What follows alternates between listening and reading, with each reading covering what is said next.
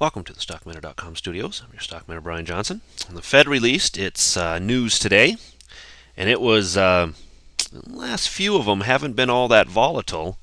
As we mentioned yesterday in yesterday's video, today's was right back to the way it used to be, in the good old days, as it were.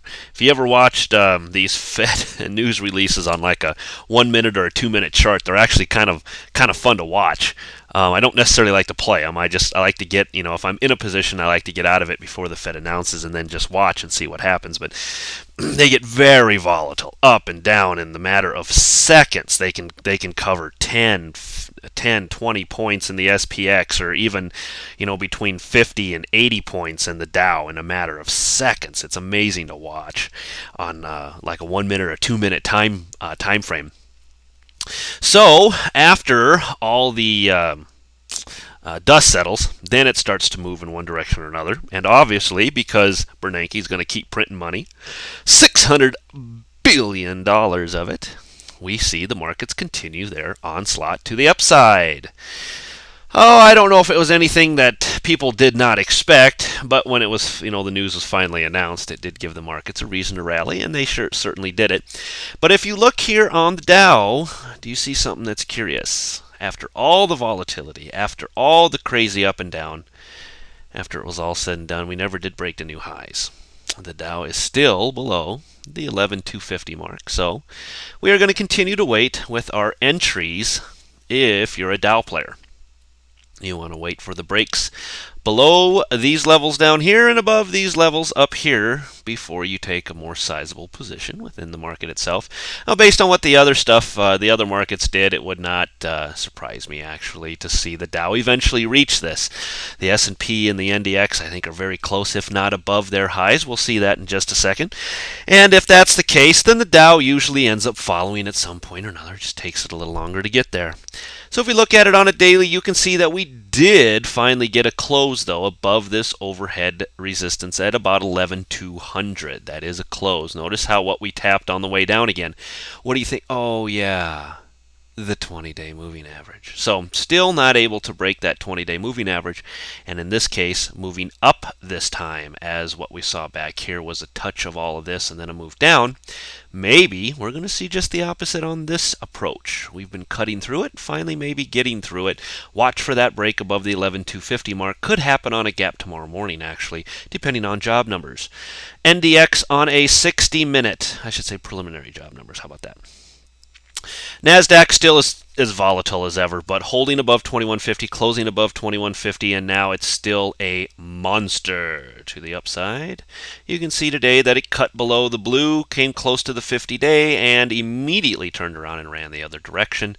NASDAQ still the beast to tame. You can see the incredible run up it has had since September. Anybody that's been long this NASDAQ for the last couple months is, I'm sure, extremely happy with what they're seeing up here. This thing continues its onslaught to the upside. Now you guys know why I'm still neutral to bullish on the markets. There's no reason to be bearish at this point, not overly bearish. Now, I'm not obviously overly bullish either. I'm cautiously watching the markets as they creep up from day to day, and I'm still going to tell you guys, even after the $600 billion that has been committed here, to the markets themselves by the Fed, still you got to be cautiously bullish here. There's a pullback coming. It's not a matter of if, it's a matter of when. So don't get caught with your pants on the ground like Brett Favre. You want to be sure that you are ready for the move to the downside and that you're not going to get killed when the thing does reverse. If you're long the position's, great, that's fantastic, but you want to be careful that you don't get killed on the way back down. NASDAQ on a weekly still creeping its way up here. Everything looks good. Got a couple days left, but as long as these job numbers coming into the end of the week are fine, this will continue upwards and be fine as well. SPX on a 60 doing the same thing, but look what's holding. The blue line. So we had all that volatility. We were as low as 1183, 1185ish down here on that big heavy move back and forth, back and forth. Of course, overall the markets decided to go up. We did, of course, break to new highs. 1197.96 is a new high along here, but holding the blue line. I'm going to stick with what I've been telling you all along. Any push up and over this blue line I think is short-lived. I'm not saying that it's short-lived by a minute or 30 minutes or 60 minutes. It could get above here for even a couple of days, but I don't believe it's going to hold above there for any length of time. So be very cautious. This blue line is my caution area for going long. Anything up to the blue line is fine. Anything at or just above the blue line, I'm very, very cautious about. On a daily, you can see us here. We are pushing to new highs now. These numbers like 1200, 1205, I think are, why not? I mean, what's 1200? 2 points? Big deal. So 1205, 1210, maybe even 1220, not that far off. We're about 20 points obviously away from these highest highs that we were back in here. But watch that 1205, 1210 area now. And then above that, 1220 I think is your next target to be watching. Weekly as well, getting up and above. What did I say? It's not as important where we go during the week, it's where we close. So let's see if it closes above the 200. So I'm going to watch this over the next 2 weeks. 2 weeks. We're going to watch this very closely. All right, if we close above it this week, that is bullish, but I'm going to give the bears 1 week, one chance, one opportunity to get themselves back down and below this. Coming into next week. So let's give this 2 weeks, but very strong, even at this point, to see it get above the 200-week moving average. We were not able to do that on the previous attempt. Look at the VIX. Stayed above this blue line. I said this is bullish as long as it stays there. What I really want is a close above 2350. We didn't get it. Look at the VIX and the volatility pour out of the markets today on the announcement by the Fed. From a weekly standpoint, same thing here, coming right back down. I expect it completely to close within this blue line.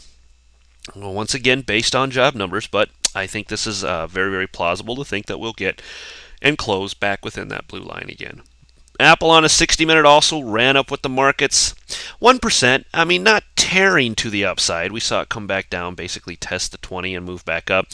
So we're not above that 314, 315 area that I told you was a little bit more conservative entry because we are still holding at the underside of this blue line. Curious how that works, huh? So here we are. Resistance is this blue line for the time being. Back above 315, I think it gets us back into this channel. Then we're looking at maybe retesting or blowing away the highs here of 320. If you can get above that level and more importantly, hold above it for any length of time. Watch Apple in that respect. From a weekly, could be that we are heading back up now for one last little push to the upside. Actually, I shouldn't even say one last little push, but for yet another push to the upside. We'll want to watch this very closely. Once again, coming into the end of the week. Let that weekly candle close. FAS broke to the upside, held the blue line, and took off hard to the upside. So above these areas here, where's your entry to go long? Hope you made some money on that. If you wanted to jump in today, if you didn't, no big deal. We'll have more opportunities. We did not get or close or break above really the $23 mark. We hit at 23.02, but you can see what strong overhead resistance that is. But this is what I was looking at on the VIX. Notice how we had this channel. We broke it, we came back, we retested, we held, and then took off from there.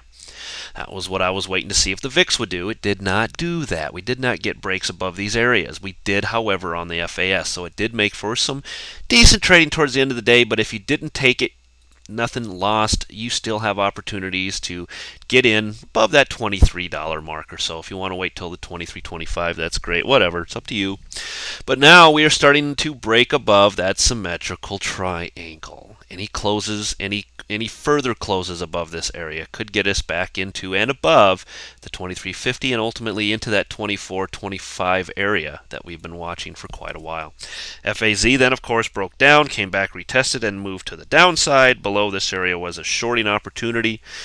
Still nothing in the bigger time frame because we're still stuck in this falling wedge. So I'm still below 11, probably 1160 now by the time you get below this blue line. So back below 1170 or so for a short, back above 13 for long. Watch those over the next few days, but overall, no swing trading allowed on FAS, FAZ. Use your intraday trades, take some quick profits, call it good. All right, so Fed's done. Elections are done. We're waiting on job numbers. Then what? Well, pullback's coming. Sooner or later it's coming. But are we jumping in? No, we are not jumping in. We're going to wait and let the charts tell us when to get in. Why? Because that's the way the professional traders trade. We don't just throw our money at the market and go, come on, baby. This isn't horse racing.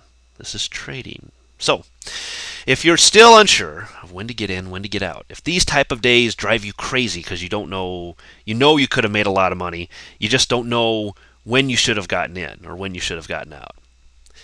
Guys, that's what the mentoring's for. Talk to me about the mentoring course. Well worth your time. Well worth the money. Well worth the effort to go through it. Believe me, it'll make you a much, much more confident trader. All right, talk to you guys again tomorrow night. Bye.